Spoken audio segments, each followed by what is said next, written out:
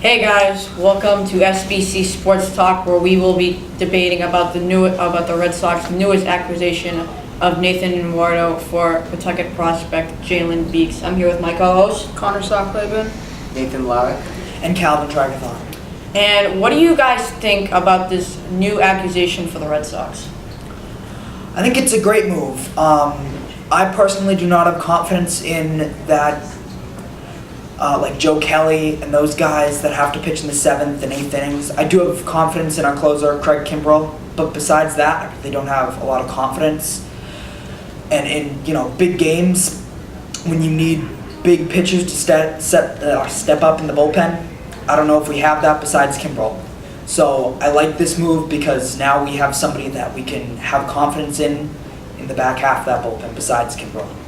All right, so I'm just going to go out and say it. Dave Dombrowski is the worst thing that's ever happened to the Red Sox. I'm going to go out and say it. He's making some really, really stupid deals and not in any way making our farm system be good at all. He's throwing away all of our top prospects for these players who might not even help us. Like Nathan Eovaldi this season has a 4.26 ERA as a starter. 2 weeks ago, he went up against the Minnesota Twins. He gave 8 runs in 2.2 innings. This is not the type of guy you want in situations late in games when it's extremely important. In my eyes, this was one of the worst deals made so far this season by any team, especially Dombrowski. I would agree with that because Nathan Eovaldi is basically a half-year guy, and you're giving up one of your best prospects in Jalen Beeks, who has done phenomenal for the AA and AAA team of the Red Sox this season. He's done great. He's done everything the Red Sox wanted, and he could be that third starter that they need down the road in the future. And you gave him away for a guy who you're going to get half the year, who might not even make a playoff start this year, and who cannot even be very good in the regular season. But I think if you look at the perspective of if he could really help him out of the bullpen, because it looks like what this team is trying to do is trying to win now. They're not looking toward the future where they can build up their farm system. They want to win the World Series right now here in 2018. I think this move was a bold move for them and trying to go out and win now. I think it was a bold move, definitely, but not a good move. If they're trying to have him as a reliever guy, they're doing it completely wrong. He's a starter, and he's been a starter his entire life. So if you want to have him as a starter, he's a bum of a starter.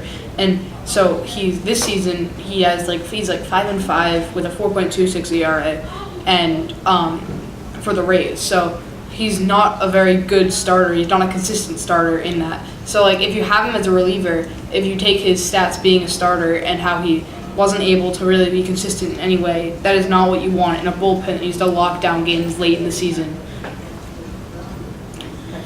But I think he's better than the guys that you have on the roster at the moment in the back half of that bullpen besides Kimbrell. And I mean, I understand the farm system is valuable, but we need to win right now.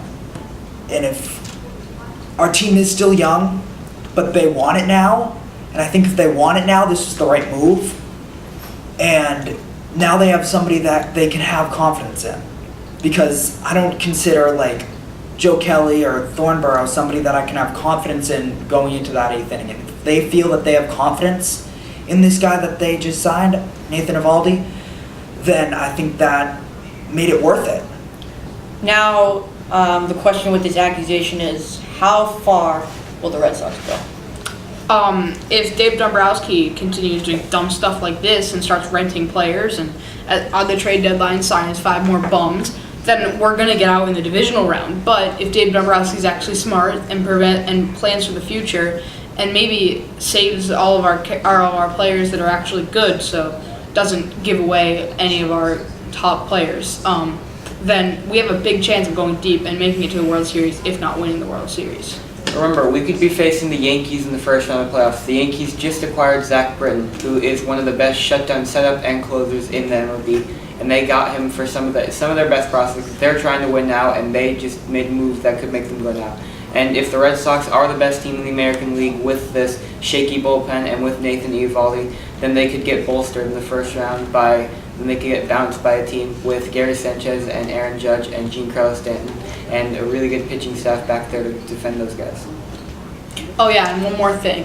If we're getting this guy to be a starter, we already have 6 very good starters in Chris Sale, Rick Porcello, David Price, Brian Johnson, Eduardo Rodriguez, and Steven Wright, the knuckleballer. So if we want to have a 7th guy in there to start, that's dumb in my eyes. Just you don't need that many guys in your starting rotation. But I think, do you have more confidence in a guy like Joe Kelly or Nathan Eovaldi? Joe Kelly every day. I'd take Joe Kelly any day over him. Joe Kelly has a 98, 99 mile an hour fastball. He can strike people out like that, and so I would trust that guy any day more than this bum. Alright, thank you guys for listening to SBC Sports Talk, where we will debate another topic next week. Thanks for joining us.